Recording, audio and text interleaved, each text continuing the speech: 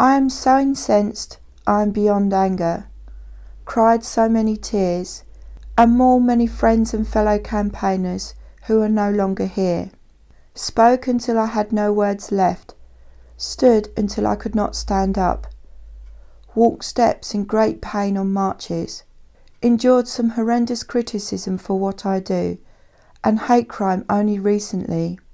On the 11th of May 2013, I heard the news about Stephanie Botterill when I was in Glasgow, and I sat there and cried for her. Every death from these callous policies affects me deeply. I know it does all of you. On the 13th of May 2013 in Bromley, at the bedroom tax meeting I chaired, I listened to Clive Balch. He was a social worker for a charity until they cut his post, and he had to apply for job seekers allowance. The poor man was sanctioned for 3 months. I first heard Clive speak at the Swan Conference in March in London, when he broke down in floods of tears over his predicament. My heart went out to him then. It went out to him on the 13th of May as he told us his story, and he broke down again, telling us his story of begging for food, searching for food in bins, and sitting in his flat with no heating, wearing all his outdoor clothes. He is still looking for work. If someone can help him, please do so, please. He was told by the D.W.P to go from door to door with his CV, that he wasn't looking hard enough. He told us the D.W.P had a target of sanctioning 1 million people by the end of 2013. In 2014, they have a target of sanctioning 2 million people. The link to the meeting from the 13th of May meeting is on my wall. Occupy London live streamed it. Please watch. It's heartbreaking. See it, believe it. The staff at the D.W.P are being bullied and put under tremendous pressure if they do not carry out the sanctions. A poor man who worked at the D.W.P in Norwich was found dead on the 28th of May. Please spare a thought for him and his family. He is a fellow human being. The hell he must have been put through. The lady who sanctioned Clive was put on a disciplinary report because she did not sanction enough people. The D.W.P have targets. She was threatened. To feed her family, she sanctioned Clive. Clive bears no malice towards her personally. He bears great malice towards the government who make these callous policies. 40% of the staff at the D.W.P will have to apply for universal credit. Many are on working tax credits. The staff who are implementing these policies are affected by them too. On the 27th of May, Isabel Cunahan Sanchez and her family were due to leave their home as they were served with a notice to quit. Her case is now having to go to court. The landlord has 28 days to evict them. She has to find somewhere to live. She has 5 children. She is looking at homelessness. The council will not rehouse the Cunahan Sanchez family. She needs our help. They are one amazing family, inspirational, and have spoken out time and time again about their plight and the housing crisis in Brent and throughout the UK. A great many of us are doing everything we possibly can to help her and support her. If you can, please raise her case, and thousands like hers. On the 4th of May 2013, Stephanie Botterill tragically took her life because she could not afford to pay the £20 a week she had to find for the extra room in her property. She was hit by the bedroom tax. In a note left to her family, Stephanie said, "Please do not blame yourselves, but blame this government for my death."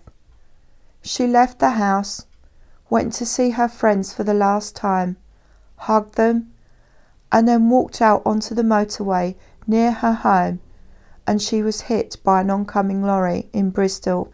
On May the 15th, 2013, the bedroom tax judicial review happened at the Royal Courts of Justice in London.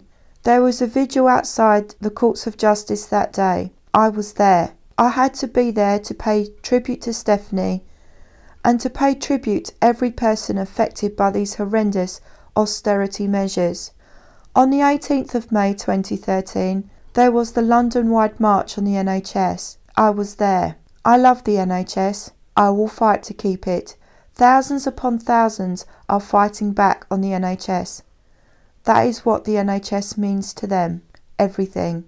Please spare a thought for George Rolfe in Downham, who has severe mental health issues, who was found fit for work by Atos and is on hunger strike. He is determined to carry his action through. How many more people will die due to these horrendous and callous measures? How many more tears will I cry? I am angry. I am incensed. I am in tears. To see children hungry in this country, to see children begging for food, people driven to crime because they have no money and are desperate, to see people denied medical treatment, and to see people placed on the care pathway, to see millions of job cuts, to see the disability community bearing the brunt of the cuts, living in fear of never knowing if they will have any money tomorrow because being found fit for work when they are clearly not, taking their own lives because they cannot bear the thought of facing Atos assessors again, facing losing a community service, and facing no care support, making life so damn difficult when life is already an unbearable struggle. A lady in receipt of the Independent Living Fund is contemplating hunger striking in protest of the judicial review decision on the 24th of April 2013. The judge ruled that Esther McVeigh was right and that the Independent Living Fund should close. Esther McVeigh thinks the laws of our country are soft.